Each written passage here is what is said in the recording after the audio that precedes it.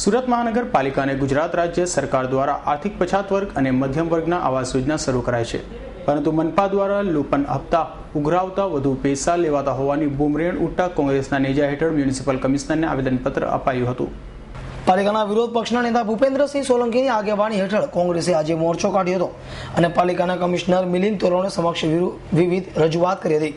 આ રજૂઆતમાં જણાવ્યા મુજબ LIG આવાસ અંતર્ગત એક ઘરની કિંમત 8 લાખ રૂપિયા નક્કી કરવામાં આવી છે। તે પૈકી 20,000 ફોર્મ સાથે જ લઈ લેવામાં આવ્યા હતા। તે સાથે જ રૂપિયા 6.50 લાખના 2 હપ્તા પણ કરી દેવામાં આવ્યા હતા।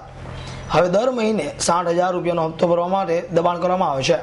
આવી જ રીતે EW આવાસની કિંમત 3,20,000 રાખવામાં આવી છે, જેમાં ફોર્મ ભરતી વખતે 7,500 રૂપિયા ભર્યા હતા અને 2 વખત 26,000 ભરવામાં આવ્યા હતા।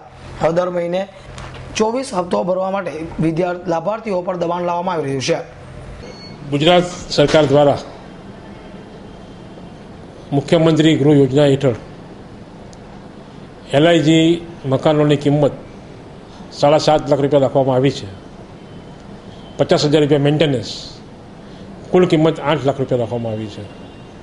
એ જ રીતે EWS આવાસમાં 3.5 લાખ રૂપિયાના મકાનમાં પહેલાં 26,000નો હપ્તો ને એવા દર મહિને 26,000ના હપ્તા, LIGમાં 60,000 રૂપિયાનો હપ્તો। ગુજરાતની ભાજપ સરકાર અને સુરત મહાનગરપાલિકાના ભાજપ શાસકો ગરીબ અને મધ્યમ વર્ગના લોકોની મશ્કરીને મજાક કરી રહ્યા છે। શરૂઆતમાં 20,000 રૂપિયા ફોર્મ ભરતી વખતે લીધા, ત્યારબાદ 65,000 રૂપિયાના 2 હપ્તા લીધા। મ્યુનિસિપલ કમિશનર દ્વારા બેન્કો સાથે મિટિંગ કરવામાં આવી। 9 બેન્કોએ સંમતિ આપી કે અમે લોન આપીશું। 5,000 ફોર્મમાંથી માત્ર ને માત્ર 250 જણની લોન મંજૂર થઈ છે। બેન્કોવાળા ધક્કા ખવડાવે છે, જાત જાતના પુરાવા માંગે છે, ઇન્કમટેક્સ રિટર્ન માંગે છે। જેનું ઘર ભાડે હોય, જેનું કુટુંબનું ગુજરાન ચલાવવાનું ભારે પડતું હોય, તેઓ મહિને 60,000 રૂપિયાનો હપ્તો કેવી રીતે આપી શકે? મને એવું લાગે છે કે ભાજપ શાસકની આ યોજના સુરત શહેરના લોકો સાથે છેતરપિંડી સમાન છે। સુરત શહેરના લોકોની મજાક કરી રહ્યા છે, ગરીબ લોકોની ઠેકડી ઉડાડી રહ્યા છે, એનો કોંગ્રેસ પક્ષ દ્વારા અમે સખત વિરોધ કરીએ છીએ।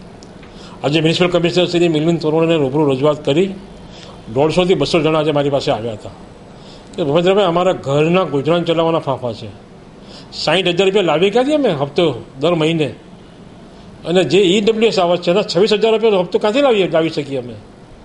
એટલે આ બધી યોજનાઓ માત્ર કાગળ પર રાખીને ભાજપ શાસકો ઉલ્લુ બનાવવાના ધંધા કરી રહ્યા છે।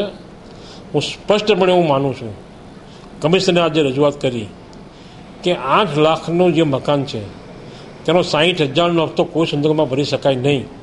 એના બદલે મિનિમમ 5,000 રૂપિયાનો હપ્તો રાખવો જોઈએ કે દરેક ગરીબ અને મધ્યમ લોકોને પોસાય। EWS આવાસમાં 26,000નો હપ્તો છે, તેમાં 2,500 થી 3,000નો હપ્તો રાખવો જોઈએ તો કોઈ બી માણસને પોસાય। આજે મહિને 7,000 રૂપિયા તો વ્યાજ આવે। 8,000 રૂપિયા જો 8 લાખનું બેંક લોન આપે તો 8,000નો હપ્તો આવે તો 15,000 રૂપિયા પણ ભરી કેવી રીતે શકે? મિનિમમ 5,000 થી 7,000 રૂપિયા હોય તો ગરીબ માણસો ભરી શકે। કમિશનરશ્રીને મેં એવું કહ્યું છે કે મહાનગરપાલિકાએ આ જવાબદારી ઉપાડી લેવી જોઈએ। મહાનગરપાલિકા પોતે હપ્તા ઉઘરાવે, 3 મહિનાના હપ્તા ના આપે તો મકાનને સીલ મારી દેવાનું, સ્ટેમ્પ પેપર પર લખાણ લઈ લો, ભાઈ 3 મહિનામાં તમે હપ્તા નહીં ભરી શકો તો મકાનને સીલ મારી દેવામાં આવશે। પણ આ રીતે મજાક કરવાનું બંધ કરો।